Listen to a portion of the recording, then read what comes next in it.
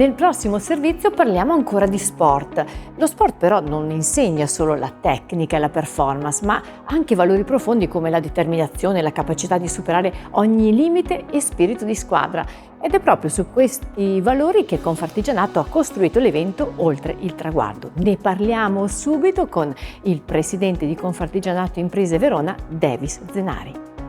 Lo sport sappiamo benissimo che dà dei valori che sono i valori principali, sociali, ma anche lavorativi, perché nello sport si vince ma anche si perde. Da una gara persa si va a migliorare e quindi anche nel lavoro noi portiamo queste cadute, tra virgolette, che ci saranno sempre nella vita, sia privata che anche lavorativa e sportiva in questo caso.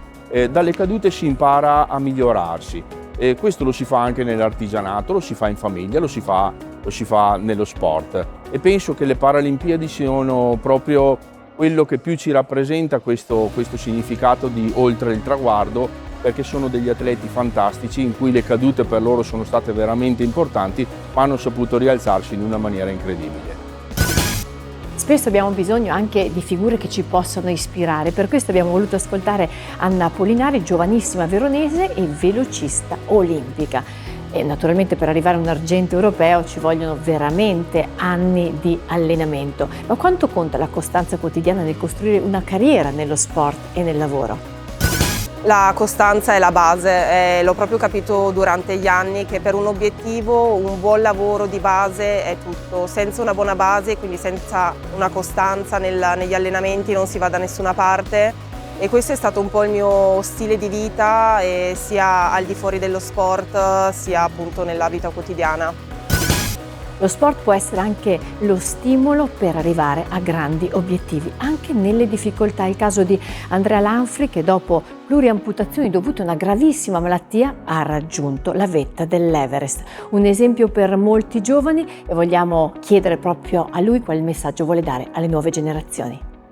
Diciamo, una cosa bella della mia storia è proprio quella che in realtà mi sono accorto negli ultimi anni, insomma, mentre facevo tante attività, che può essere, e secondo me mi dà quel motivo di orgoglio di essere di esempio. Ecco, io alla fine dico sempre faccio quello che mi piace, però saper di dare magari quella spinta emotiva, quel dire si può fare, è per me ovviamente un motivo di orgoglio, ma anche di ulteriore incitamento a continuare a farlo. Ecco.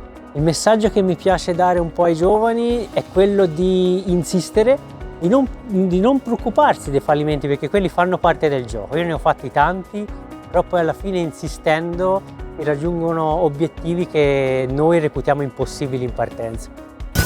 Le recenti Paralimpiadi ci insegnano che il limite è più nella testa che nel corpo, ma quali sono i limiti che un mental coach può aiutare a superare e quali sono le paure più comuni negli sportivi? Lo abbiamo chiesto al mental coach Luca Montanari. Allora, lavorando con atleti, ovviamente anche qua diciamo che